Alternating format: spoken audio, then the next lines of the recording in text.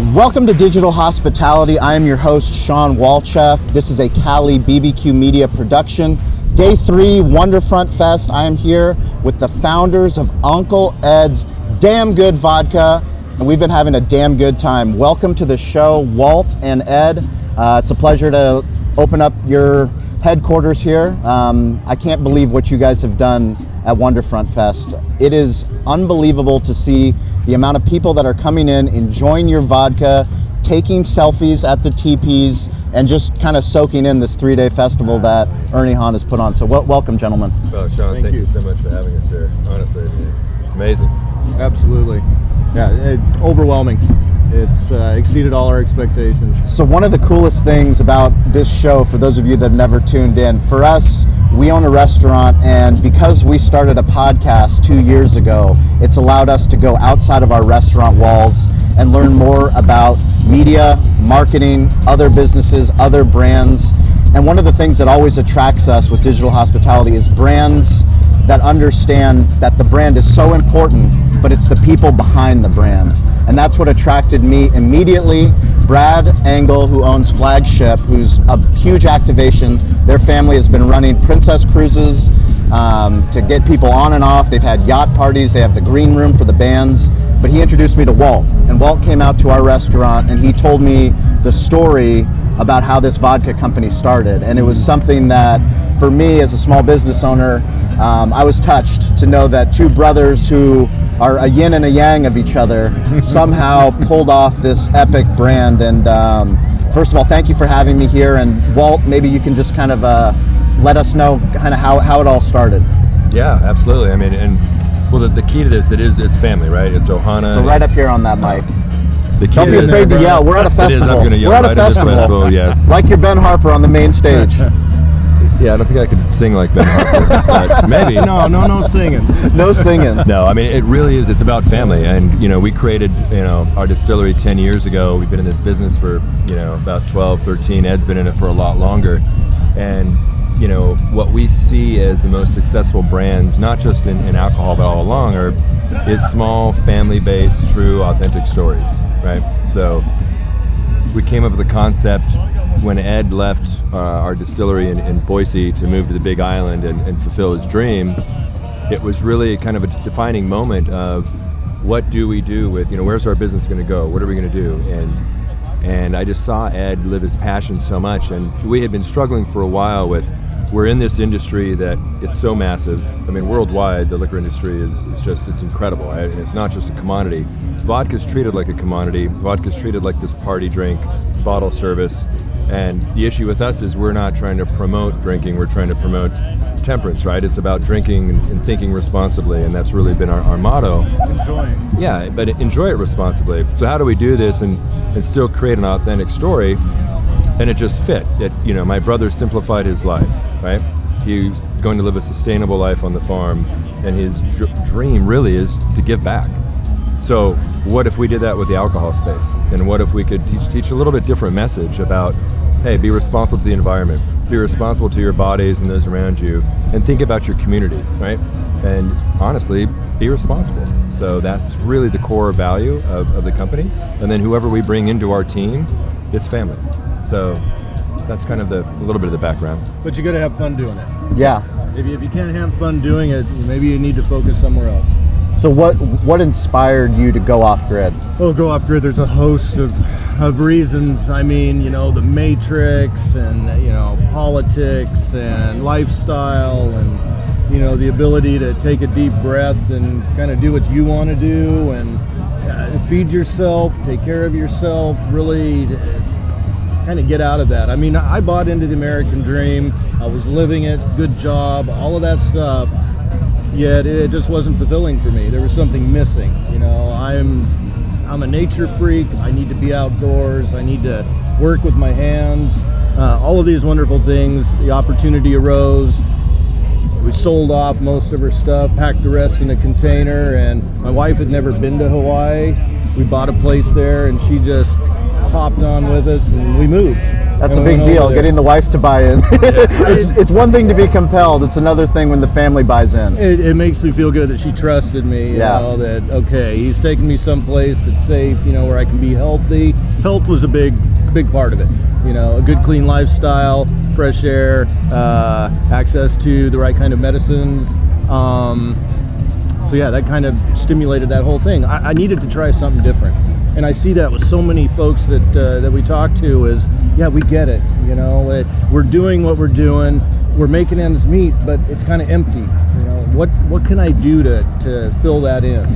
So now that I talked for 20 minutes, I think that is the point of a podcast. No, I mean that's the best part about the podcast is it's a conversation, and I think the thing that's always compelled me to it is that in new media there are no rules. So we kind of just have the conversation that we want to have, and that's really, you know, as a bar owner and somebody that doesn't drink, you know, I've had my own alcohol journey, you know, and I've gotten to the point where I've been sober for 7 years, and, you know, people think that it's hypocritical to be a bar owner promoting alcohol, yet at the same time to be sober. Well, we host AA meetings at our restaurant. There's a lot of recovery that happens in our bar, which is kind of ironic, but I think back to what you were both saying when we started was that you're looking for something different, and it doesn't have to be mainstream, and that doesn't mean that it has to be wrong. You know, and that's something that I hadn't even heard that from you until today, was about the sustainability and the fact that you're not going after the bottle service crowd. No, we're really not, and I think, you know, people think it's counterintuitive. Why in the hell would you put out a vodka brand and not promote drinking? You know, because everyone, you know, wants to hit all these big case volumes. That's not about it, right? It really is about pushing a message, right? Pushing a message of you don't have to live your life to extremes, you know, in moderation. And Ed's the perfect example of that. I mean, you have a true, authentic person out on a small island farm, you know, living sustainably, teaching others how to do the same. And it's not about this true dichotomy of, you know, you go from the mainland to your Tom Hanks holding a volleyball on a deserted island. You know, it's you really no Wilson. There's no Wilson on the ball. Well, there might be a Wilson. I didn't see one when I was over there, but that's the whole point. I mean, actually, let's put something out and hey, just enjoy yourself, but literally be responsible and be careful about what you're doing. Right? We don't have any plastic in the bottle. There's no plastics in the facility. You know, the cork's wood, the glasses is flint glass. It's not super flint, so the temperature doesn't, you know, you're not wasting a bunch of energy making the glass. You know, we don't waste a bunch of water. It's literally almost 1-to-1 with our beautiful water source that we have in our distillery. So, you know, you just try to make your life as simple and beautiful as possible. And on that note, it's not like we've done everything we're going to do for that. We're still making steps to try and be more environmentally responsible, reduce our carbon footprint. I mean, we just got done finding a biodegradable plastic shrink wrap that goes around the cases or the pallets when we ship them off, because there's so much plastic waste that comes off of those for shipping. Well, now we've got something that at least will biodegrade. I mean, it's not a perfect solution, but it's constantly moving forward. It's a bunch of small steps. You just don't flip a switch and all of a sudden, okay, I've done everything I'm going to do, can do, I saved the world, whatever you want to do. So it's a journey, and it continues. Well, and I think the industry itself is going towards that kind of space. You know, at least we hope it is. We see some brands doing that. Right? Well, whether they are or whether they're not, you don't have to do it the way they do it. No, and we're even, you know, it's funny, we're technically, our distillery is a veterans based. You know, I'm a vet, and you know, we were approached by the Distilled Spirits Council to actually help them write a policy on inside the military community of how do you get veterans to stop drinking as much, right? Wow. Substance abuse inside the veteran community is at an all-time high, right? That probably is indicative of the entire population, right? So how do we change a culture of young drinkers as they come in to not binge drink, right? And not take your life off of this path. And honestly, I don't think it's hypocritical at all. I think who better to tell that story of people who are actually the people making the product, right? And to that point, Ed's been on a journey of sobriety for how many Almost years 6 years now. Almost Congratulations. 6 years. So I gave you the fist bump earlier. Yeah, no, I appreciate that. I mean, the guy that makes but vodka those are the doesn't stories that need to be told that oftentimes they aren't told. You know, especially for me in Alcoholics Anonymous, it's not something that we go out and we say, hey, I'm sober, but just my sobriety by saying that, some other bar owner might go, oh, is it possible to own a bar and to still be sober? Mm-hmm. It's possible to own a vodka company and be sober? Yeah, it is. I agree. Labels. No more labels. Yes. Right. And the environmental piece, I don't speak as well to as obviously as Ed does, but it's pretty amazing when he touches on the piece of just how you try to do things the better way. Right? Yes. And Ed, you should go into that a little bit deeper especially on the island. What are we trying to do? Everything, every part of the process. Yeah. But I think for me, somebody that, when I opened up a restaurant that wasn't a barbecue restaurant, and we had to become a barbecue restaurant and learn the craft, we asked questions that somebody who had been in the industry wouldn't ask. Because why does it have to be that way? Our ignorance almost became one of our strengths because we could do things differently. And even if people said, hey, you can't do it that way, we're going to do it that way because we know in our heart that's really what we wanted to do. Right. And I think probably for you guys, different parts, just like the wrapping, like you're talking about, the wrapping, you realize like, hey, why are we buying this? And then you start looking as a business owner from the line items, you're like, well, that's actually a lot of money and the impact that we're making is even worse. Can we do it better? And maybe you can even find a way that can change it for all the manufacturers. Look, that would be amazing. It obviously is not exactly inexpensive to go the environmental carbon-free way, but what's more important is it's the right thing to do, right? Even if we don't become this worldwide massive brand, that's okay, right? What we're putting out is authentic, we're true to our word, and we really do want to make a difference. I mean, what Ed does over on the island, and even from recycling, you should speak on that a little bit. The island just dropped the recycling program. Oh, really? Yeah, they couldn't keep it going with the amount of funds. They couldn't offload the recycled stuff, so now everything's going in the trash. Really? Except for the money back, the 5 cent, 5 cent thing. So here I am throwing stuff away that I've worked for years and years and years to make sure it gets recycled, and it's frustrating. I can only imagine. So now we're going through it again. We're trying to cardboard stuff we usually wouldn't compost. Now instead of recycling, we're turning into compost. Worm bed, making soil, because where we're at's a little rocky. We need to build our soil too. So every time you turn around, there's another roadblock, and I think people kind of get numb to that and just stop trying. But that's what it all comes down to. People need to try. I mean, just take, for example, the festival. You got folks walking around, having a good time, having a drink, and they toss their glass off. Well, you know what?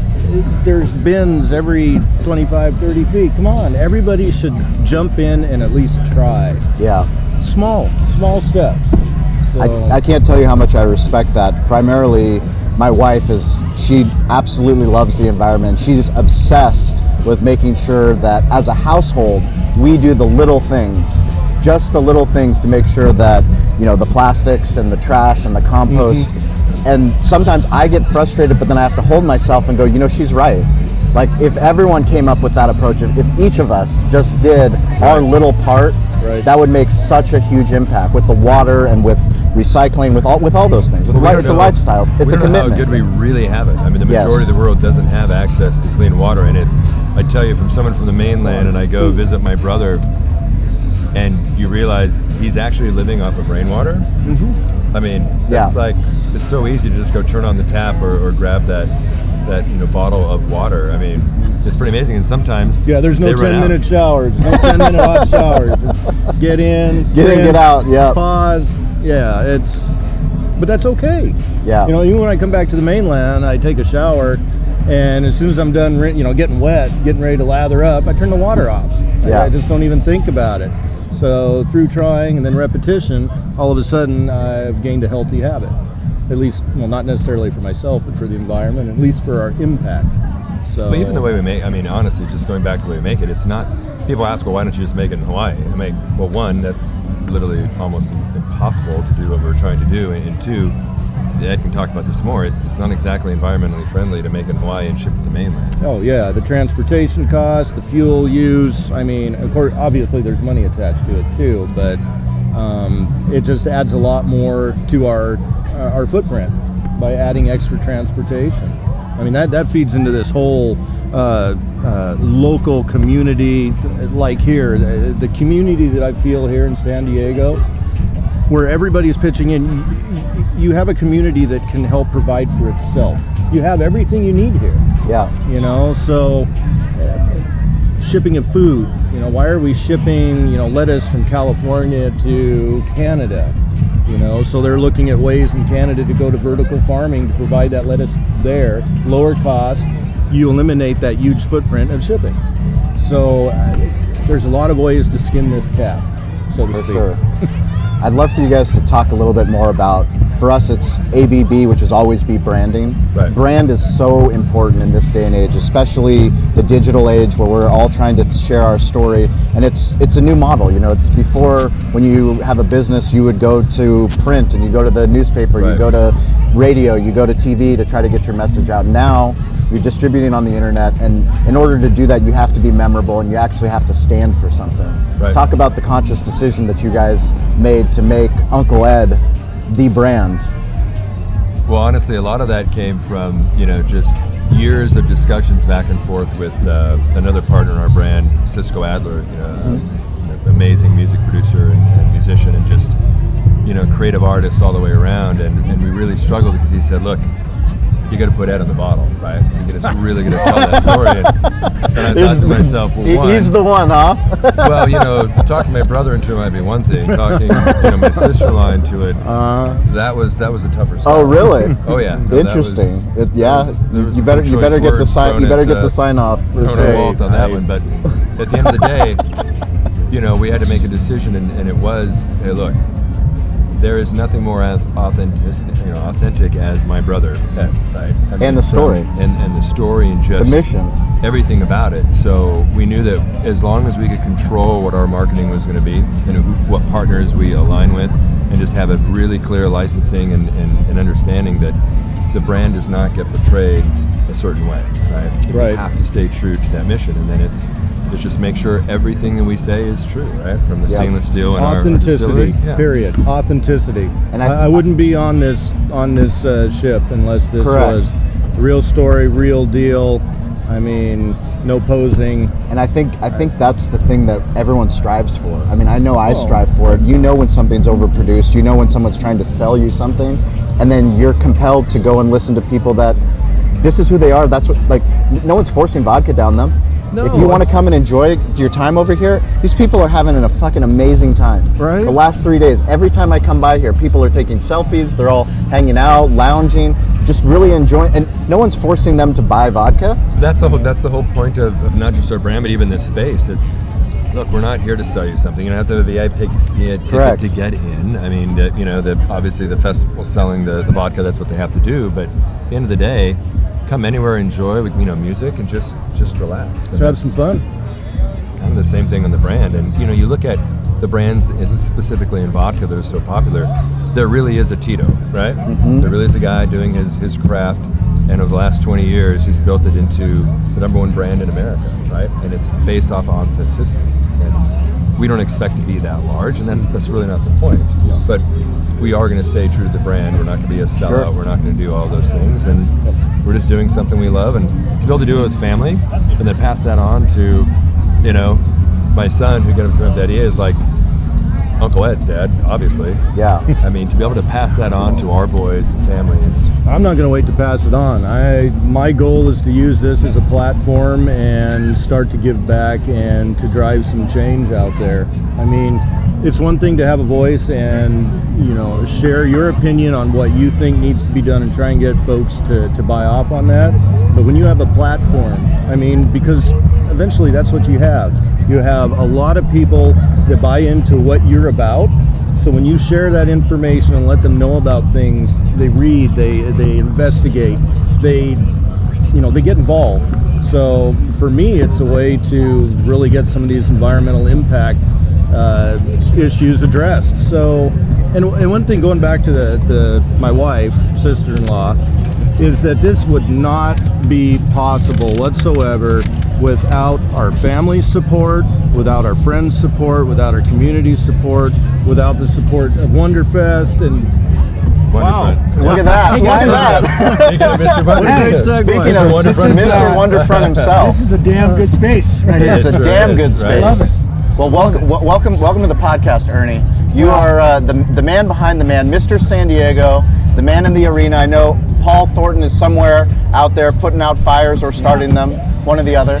But congratulations, this is day 3. You know, I think there's no better way to end than to talk to our founders over here and talk about this incredible festival. They're both amazing. I told Ed when I met him a couple days ago, I said, the only thing you missed was your pig. Pig needs him in the crowd.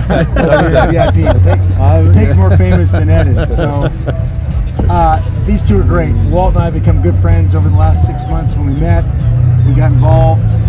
He's known Paul. Both these two have known Paul for a long time, and we're excited. We wanted to launch Uncle Ed's down here at the festival, and especially the jackfruit. I mean, they're all good, but the jackfruit we just kind of introduced here. Pretty tasty. It's amazing.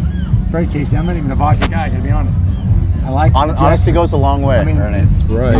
You guys know I'm a tequila guy, but I like the jackfruit, and I've been sucking down some jackfruits this weekend. It's great. I mean, look at it. It's ridiculous. Right. Now, let's just call it what it is. It's freaking ridiculous.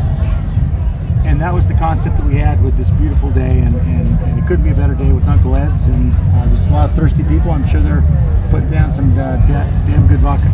So I think one of the things that I want to know is, how does it feel today?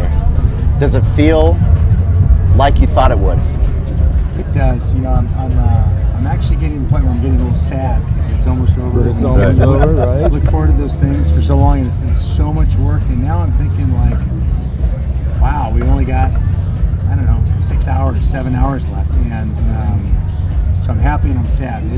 It's gonna be very emotional, probably at Guitar Legends for me later tonight with Paul and Brad and the whole team, and I think we're doing a team shot at 10:30 under the Wonderfront #Wonderfront sign, and God, it's so much work. This has been such a journey, and I'm super excited that Ed and Walt, you know, put the time, the energy, and the money and the belief behind us. And it's first year festivals. I mean, I would say, I don't know, it feels like 80% of them don't even happen. Right? They talk about it. I was just thinking about They become documentaries. They do a lot, and some of them get a couple documentaries. So the fact that this has not only happened, but that I think people are having a really good time. And last night sure seemed like the word was out that, wow, this is a unique experience unlike any for festivals, and so we're blessed. I think, and we can always improve, and we're going to improve each and every day and better. But I mean, San Diego's the big winner, so I'm just happy that we could to put this on and have great partners and great friends and the best damn barbecue media company in the world. I mean, one of the coolest things for us is knowing that when you start something, when you have an idea, and this idea started so long ago for you and Paul, 8 years, and the amount of permits, the amount of yeses, the amount of no's, the amount of people that you have to buy into the dream, but then you come and you meet people like Walt and Ed who believe in it. Not only believing in it is one thing, writing a check is one thing. To come and activate the way that they have, I mean, I'm so impressed, which is why I was like, no matter what, Walt, we have to figure out a way. We're podcasting day 3 from the festival. It's too iconic of a place. It's too historic not to come out here and make sure that this happens, to document it. Yeah, I mean, it's one thing to put money behind something, but when you put your relationships and their investors and them, this is their brand. This is what they've put their whole livelihood behind, which Paul and I have done with this festival. When you do that and you let the balls drop, you're committed, and you are putting a relationship together, and it needs to work, and both sides need to understand each other and understand exactly how it works together. And I couldn't be more proud to be involved with Uncle Ed's on a lot of fronts, and I mean, it's really, really good vodka. It just is. And I've had a bunch of it in the last month or two, and the jackfruit especially. And I'm not a vodka guy. It's well, you are now. I am now. You are now. And so it's a great day, and I am just very thankful that we're all here, and your love and support. It's just a damn good day. It's a damn good day. And It really is. And it is about family. I mean, that's, to be able to launch something. Yeah, to be able to launch. We had to launch somewhere, right? I live in San Diego, and people said, "Oh, first year festival, are you nuts?" See, Why he would got you- no's too. Why would you want to? Oh, people were questioning me all the time. I mean, thankfully not our close friends and family who really knew, but it's just when you know something's right and you just feel it, it's there. I mean, I walk this like twice a day. I walk along the harbor and I walk the space, and I just, the vision that Paul and Ernie had was absolutely beautiful. And when Paul told me about it, I was up at a distillery in Idaho.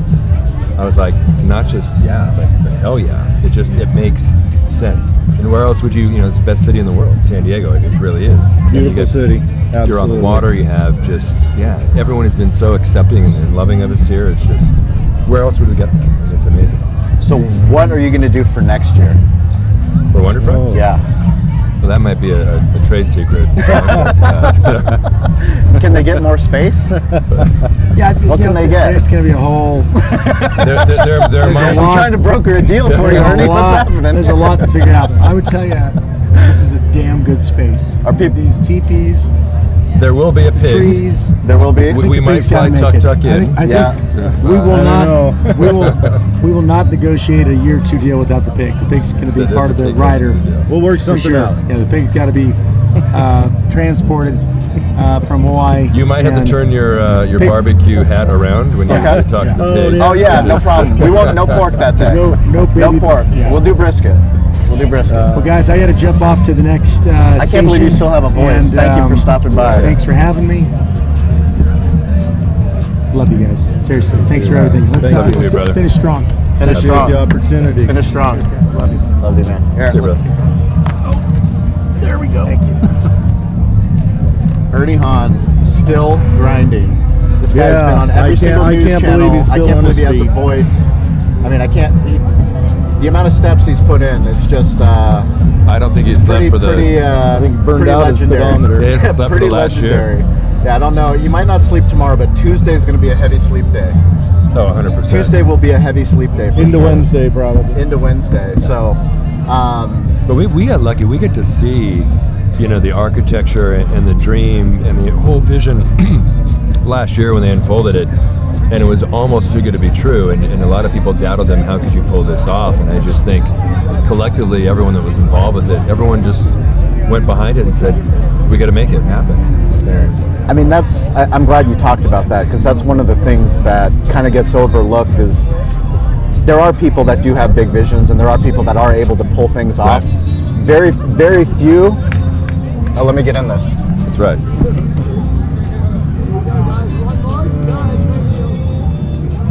You only got a good life for so long, boys. We do. Yes, you're right. Thanks, brother.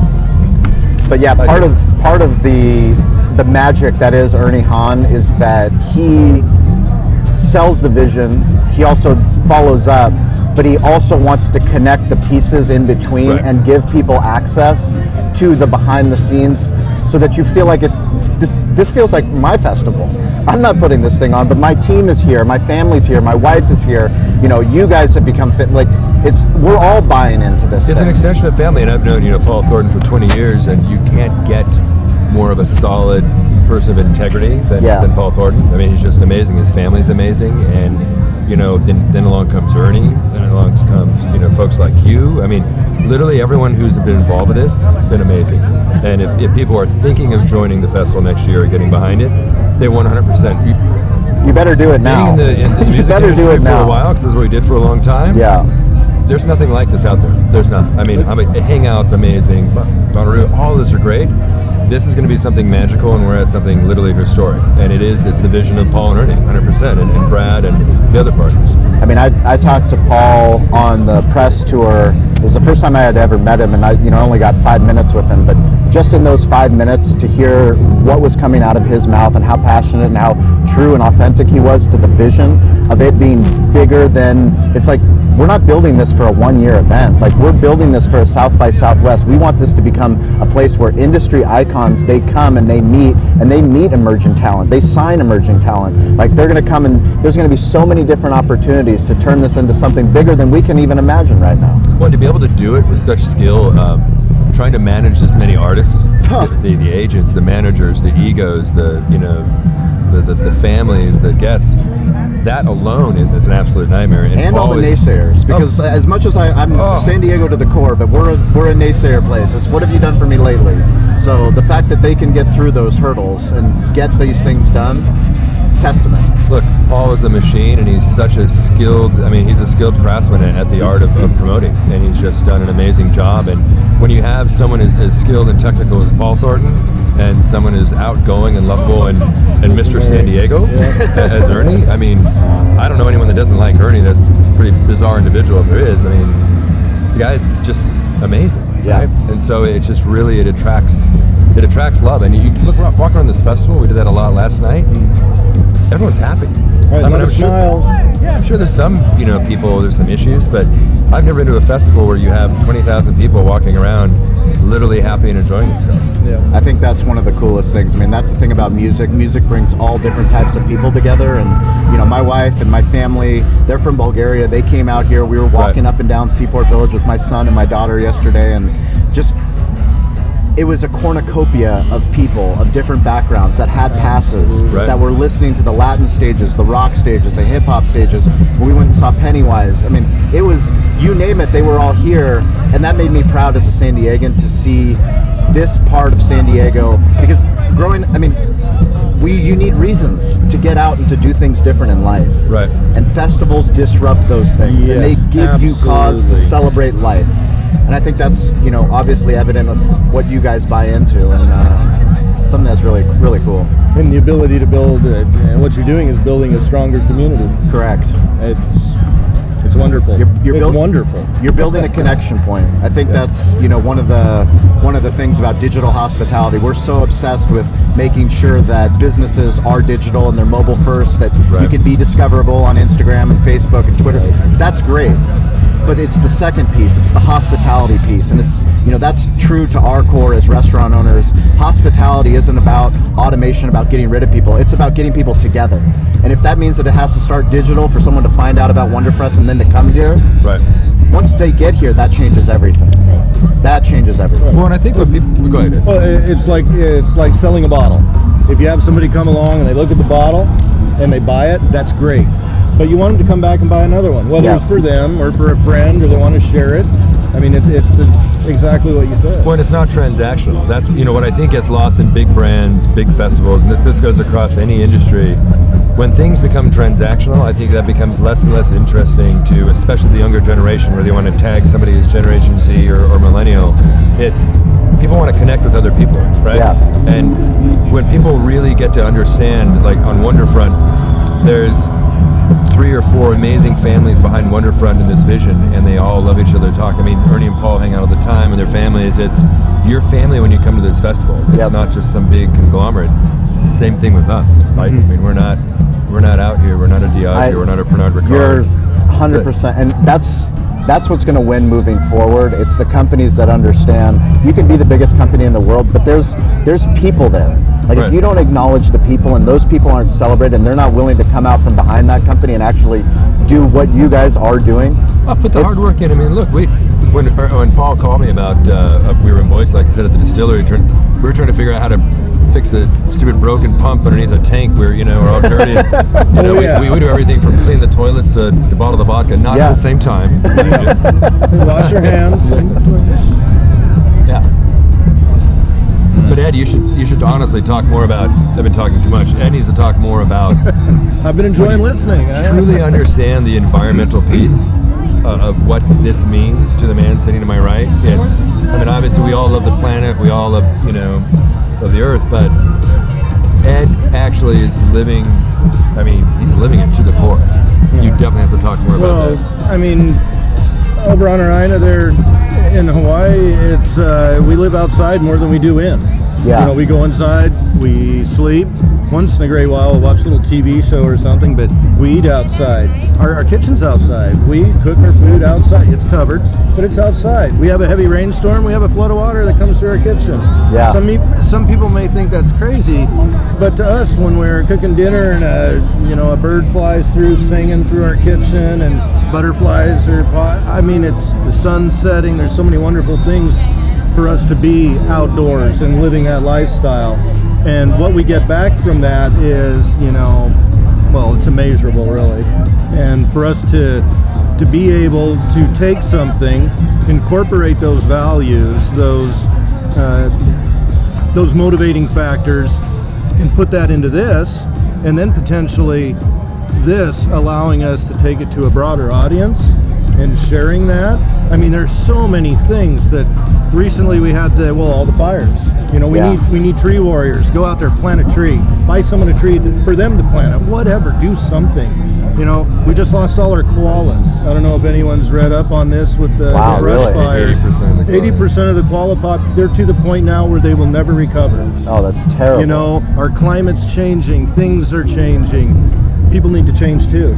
We need to respect where we live. You know? So for me, it's exciting, and that's why when he said he's going to put my face on the bottle, I told him, are you fucking kidding me? It's a podcast, so you can drop it if you need to. You're going to put this on a bottle? What, you want to not sell a single one? I mean, no, I believe Victoria had the biggest "What the fuck are you thinking?" What the fuck are you thinking? Yeah. That's fantastic. I just said, hey, if we put want that face on toilet if we want to really be real, we just, we got to put our money where our mouth is, and that was it. And look, I know this sounds crazy that we're not going to save the world with vodka, right? Obviously we're not, but if we can create a beautiful message with this small product, which again will probably stay small, who knows where we'll go, but if we can be a catalyst for other companies to do the same, and I know there's amazing companies like Patagonia, REI, others that are all doing that, but if a lot of people could get together and put this thing together, I think you can make it a movement and continue this, really. I couldn't agree more, and I appreciate you saying that, because just because somebody else is doing it doesn't mean that we can't ignore it. You know, it's back to my wife giving me a hard time. Like, she needs to give me a hard time so that I'm an example in front of my son and my daughter. And that's where it starts. It's too many of us go, it's not my problem, it's too big to fix.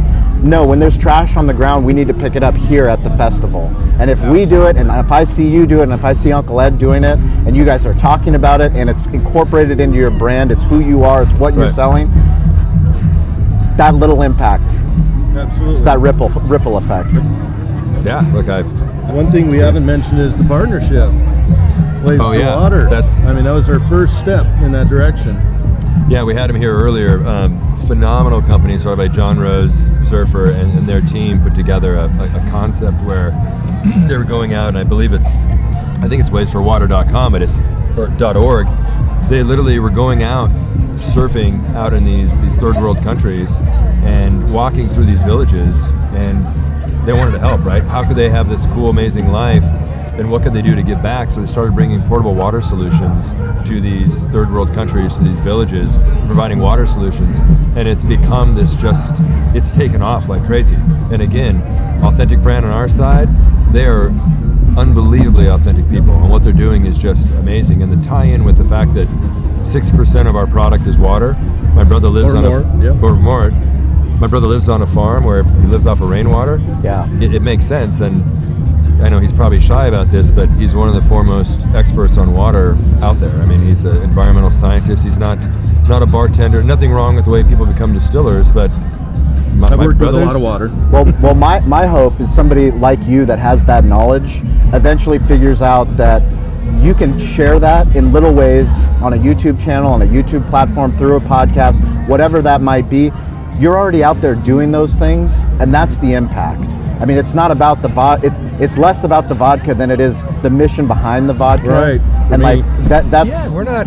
You're not going to see everything pushing the vodka all the time. Correct. It's literally.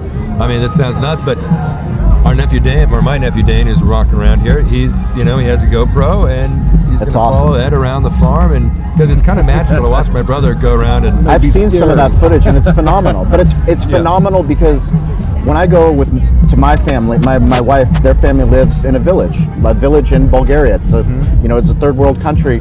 But when I go and I post pictures and I show them, like, they have a farm, like they have an outdoor kitchen, they eat outside. Like my friends, they go, wow, really? Is it really like that? I'm like, yeah, it's a village. It really is like that, but they're living off the farm. But that's the educational part. And then maybe that changes somebody's opinion about, maybe I can learn more about that, Totally. right? I mean, how many Yeah, we go out and share something, but how many different types of fruit do you have on the farm? And what do you guys? Good grief! You should honestly run through that. It's amazing. I should make a list one day, and we're planning more. That's kind of my hobby, crazy hobby. I want to plant every type of rare, exotic, tropical fruit known to man. I'm sure my father-in-law, who speaks not a word of English, would get along with you fantastic.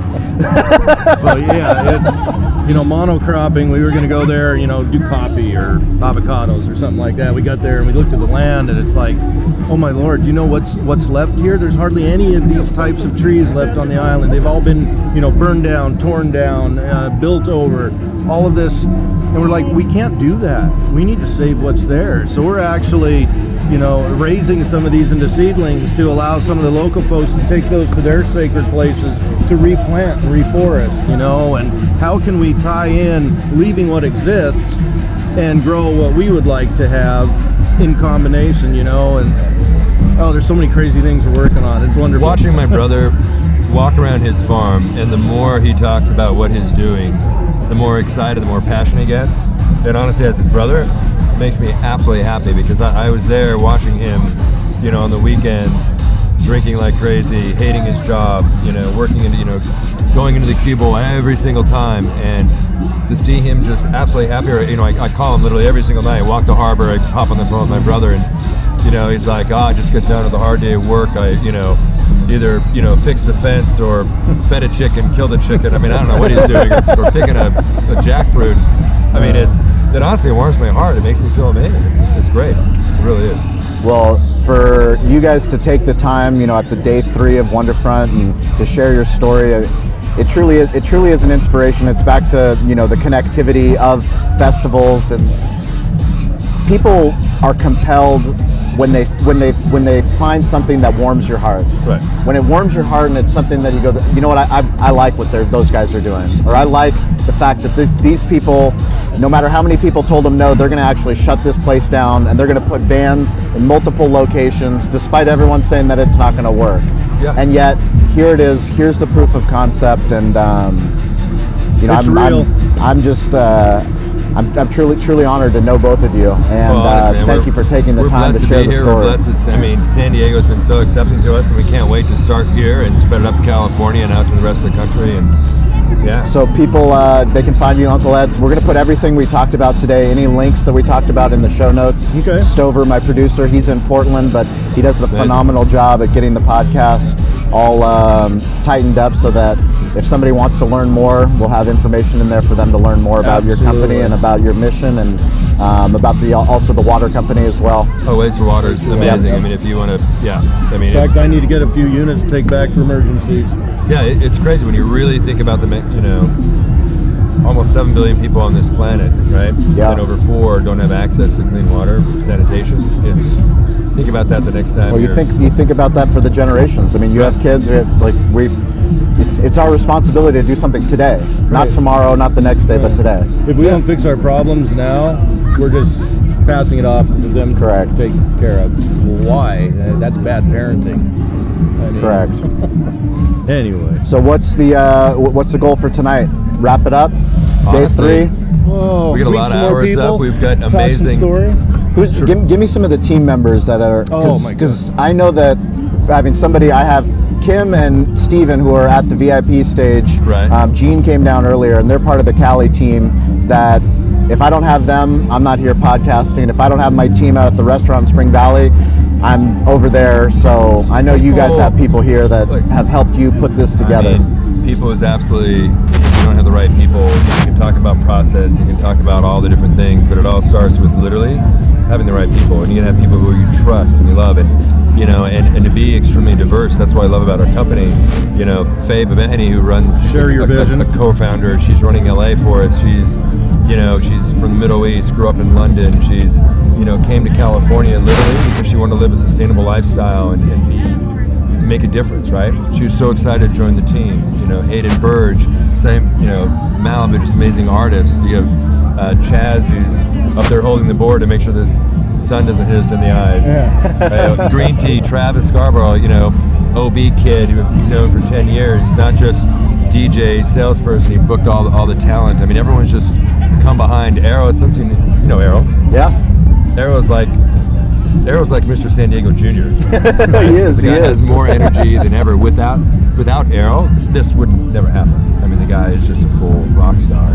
You know, Amanda, who's coming into position leadership, she's not just an amazing DJ, and you know, and the beauty of everyone has the same mission. They care about the environment, they care about humanity, and they just want to be good people. And when you Well, have good humans on your team, it's awesome. I know one thing, you don't get good humans to buy in unless you have a mission that's clear and a mission that you guys both, you walk Oh, and we talk. talked about that earlier. Yeah, I mean, that's, when you ask people to change the direction and course of their life to jump onto your mission, especially on something as controversial as selling alcohol, it's a lot of responsibility. Ed and I take that extremely to heart.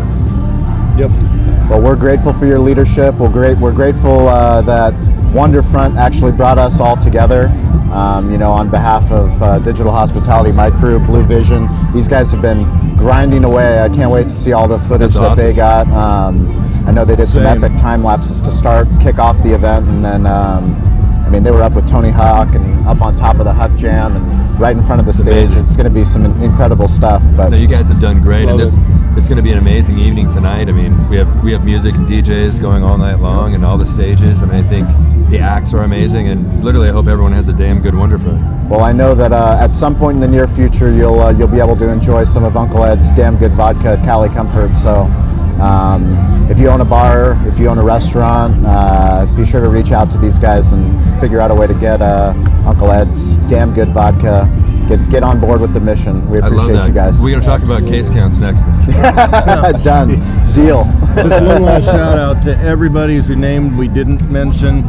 Everyone, absolutely everyone. It couldn't have happened without them. 100%. It's for anything that works well. Yeah. Absolutely. Yeah, I mean, we have amazing partners, Wendy, Jeff. I mean, it's just people that have believed in us and our mission.